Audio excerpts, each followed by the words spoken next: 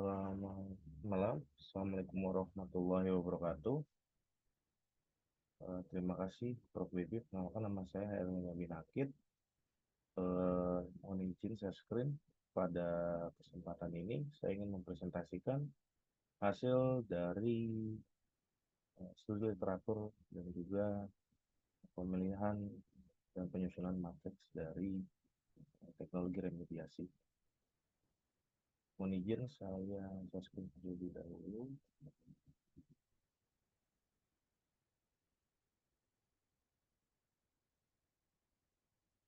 Ya, jadi pada kesempatan kali ini saya akan mengambil salah satu contoh mengenai remediasi yang dilakukan pada Sungai Citarum, khususnya di daerah aliran sungai atau DAS, di mana memang salah satu parameter yang diteliti adalah heavy metal polluter.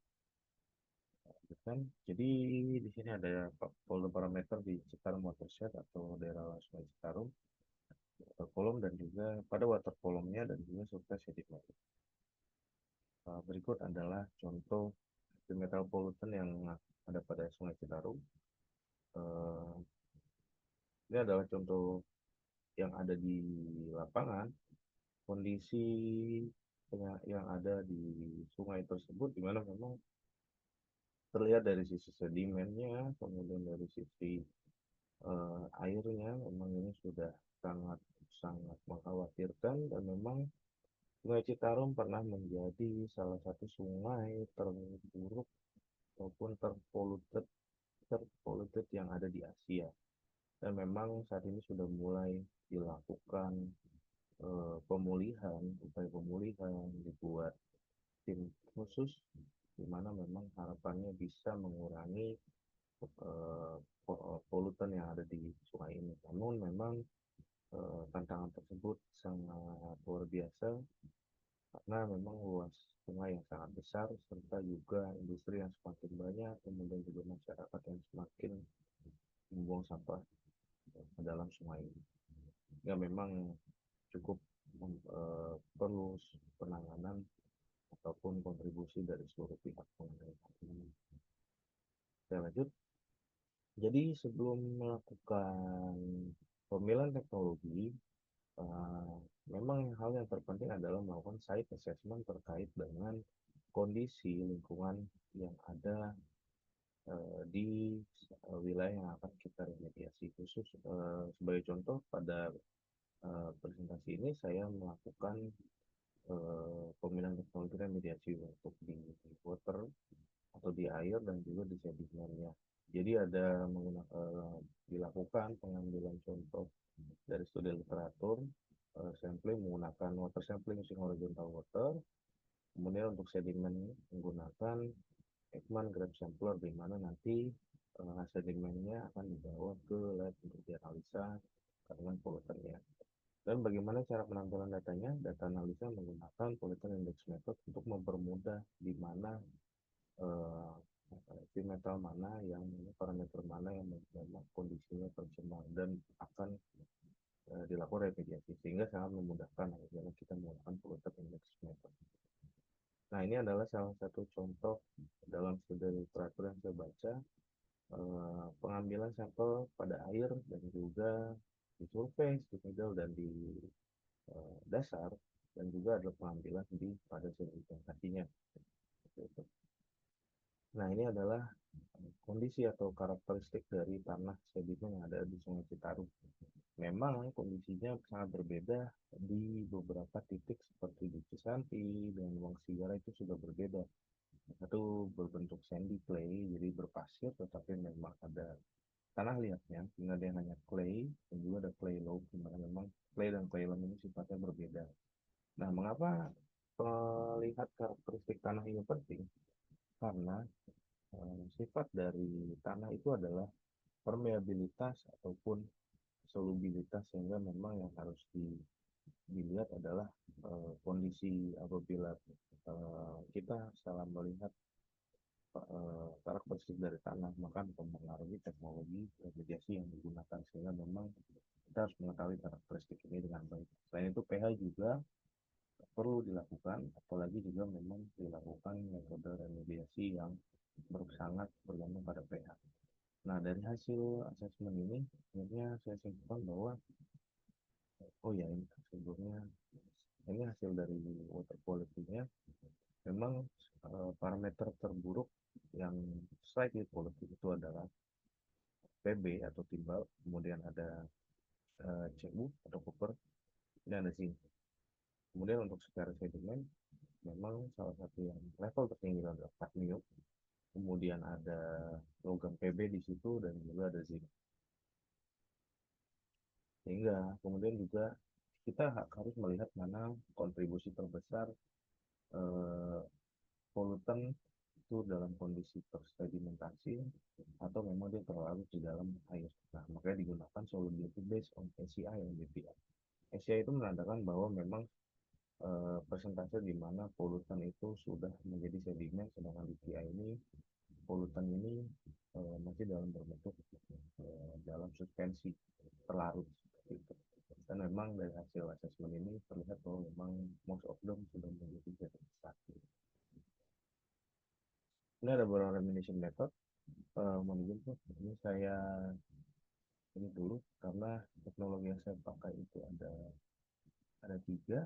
Pertama fitur remediation, kedua sebenarnya adalah electrokinesis atau electroremediation, yang terakhir saya menggunakan soil stabilization atau soil solidification.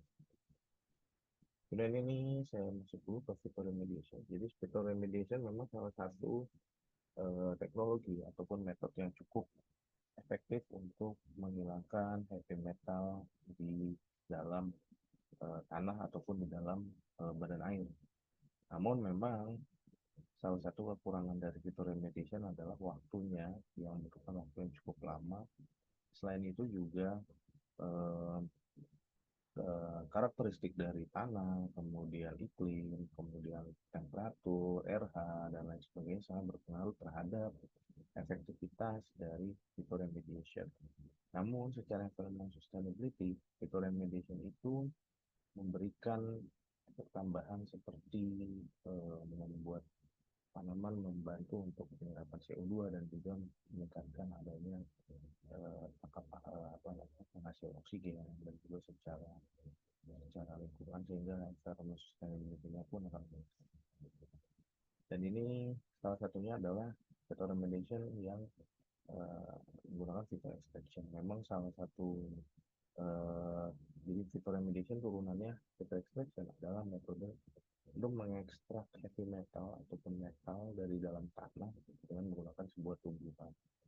Dan memang setelah diekstrak, setelah tanaman tersebut mampu menangkap metal tersebut, metal yang tertangkap ini akan disimpan pada daun, sehingga memang nanti efektif dalam menurunkan kadar metal tersebut.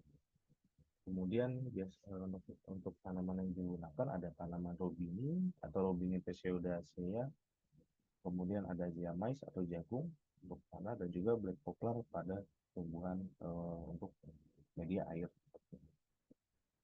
Ya, saya masuk ke dalam elektrokinesis.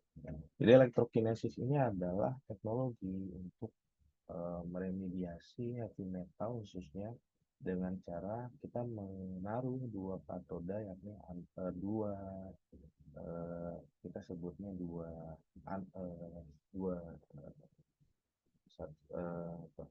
sebut sebagai anoda dan katoda.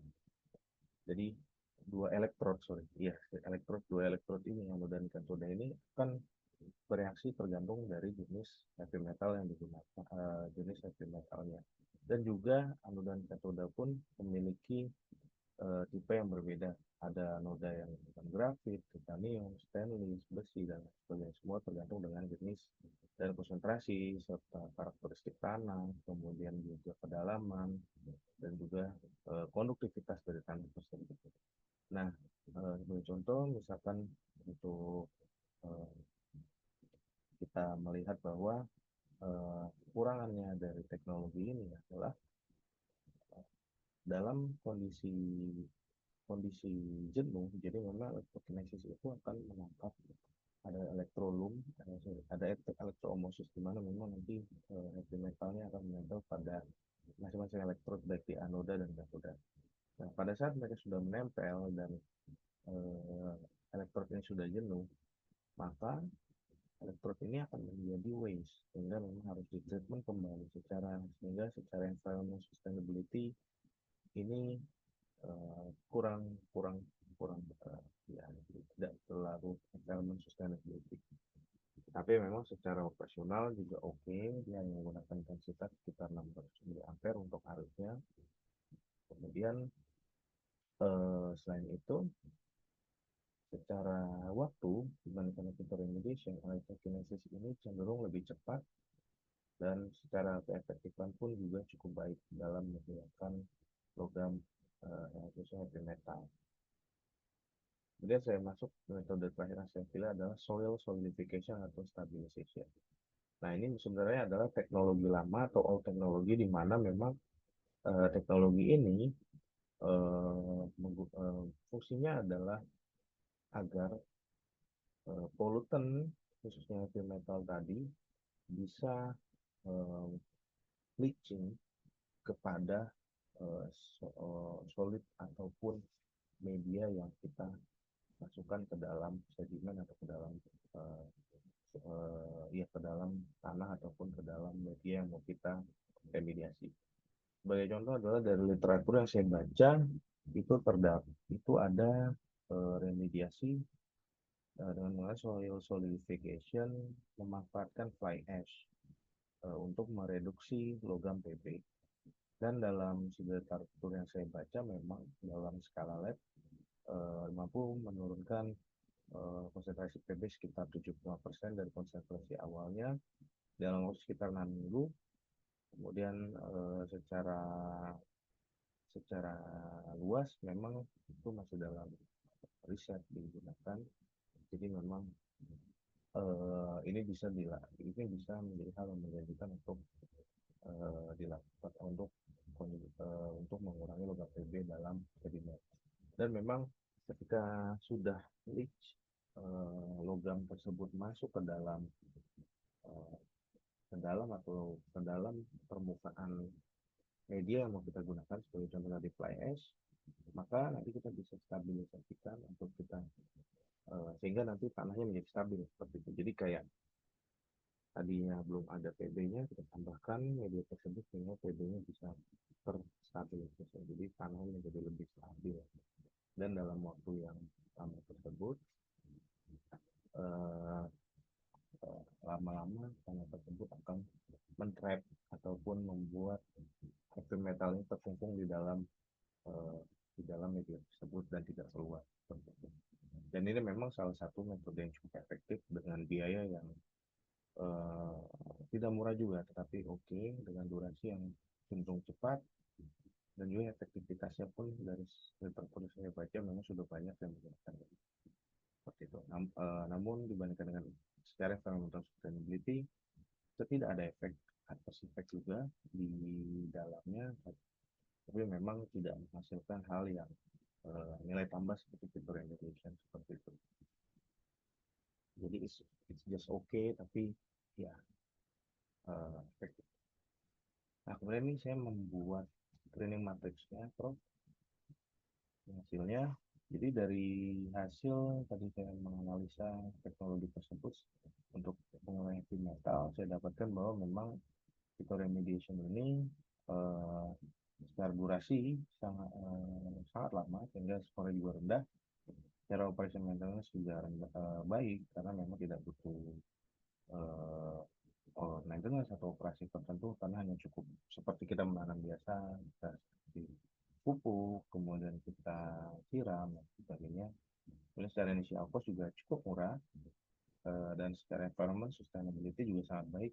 Karena tadi ada nilai tambah lagi yang didapatkan secara ini bisa menghasilkan oksigen, kemudian mempunyai kualitas udara, dan secara ya dan sebagainya lainnya. Kemudian dari efektivitas memang sangat bergantung dari karakteristik pertama adalah tanah, kemudian ada weathernya secara iklim, kemudian cuaca, kemudian juga dari sisi eh, tadi ketersediaan air dan lain sebagainya. Memang itu yang nutriennya dan itu yang memang sangat mempengaruhi efektivitas dari fitur remediation. sehingga secara nilai rata-rata ya dia termasuk nilai. Nah, kemudian untuk electrokinesis memang remediation duration lebih cepat dibandingkan dengan eh, itu remediation. Kemudian operation maintenance juga cukup rendah, penggantian elektro juga operation menggunakan listrik, sehingga memang masih ada biaya di situ dalam penggunaan listrik. Kemudian secara initial cost dia lebih sedikit slightly expensive dibanding fitur remediation, dan parameter sustainability-nya pun ini salah satu yang terburuk di antara teknologi ketiga teknologi ini. Karena apa? Tadi yang sudah saya jelaskan, ada residu ataupun hasil buangan limbah dari elektrod yang sudah tidak terpakai. Dan ekspektasinya juga cukup baik karena memang sudah terbukti di beberapa literatur uh, kombinasi antara elektroda dan juga larutan yang digunakan dalam proses ini pun sangat sangat sangat berpengaruh efektivitasnya. Kemudian juga tadi tanahnya produktivitas dan sebagainya. Kemudian yang terakhir adalah soil solidification atau stabilization. Nah, ini yang menurut saya cukup sangat menjanjikan. Pertama adalah memang secara duration dia tidak terlalu lama seperti uh, fitur remediation, dan secara operation maintenance juga cukup murah. Apalagi memang kalau kita bisa memanfaatkan limbah seperti tadi fly ash kita gunakan sebagai apa sebagai media untuk soil solidification. Kemudian secara sustainability juga cukup baik karena tidak ada residu sama sekali, dan bahkan kita bisa memanfaatkan tadi waste misalkan dari fly ash, mungkin nanti ke depannya kita bisa pakai bottom ash, mungkin kita bisa menggunakan dan beberapa waste yang lainnya. Makanya ini bisa menjadi long term, bisa menjadi long term research ke depannya. Kemudian dari efektivitas memang sudah di beberapa literatur mengatakan cukup sangat efektif untuk menghilangkan api metan, sehingga memang salah satu sehingga menghasilkan nilai rata terbesar. Memang untuk metode ini untuk kasus ini saya menggunakan teknologi di soil solidification. Ya demikian Prof. Ya ini adalah literatur yang saya baca dan juga beberapa referensi yang saya gunakan. Terima kasih atas perhatiannya. Mohon maaf Prof apabila saya ada keliru, salah kata dan juga salah data. Kiranya bisa memberikan koreksi dan pencerahan sehingga kedepannya uh, hasil, hasil presentasi dan data yang disajikan bisa lebih baik. Terima kasih. Assalamualaikum warahmatullahi wabarakatuh. Selamat malam.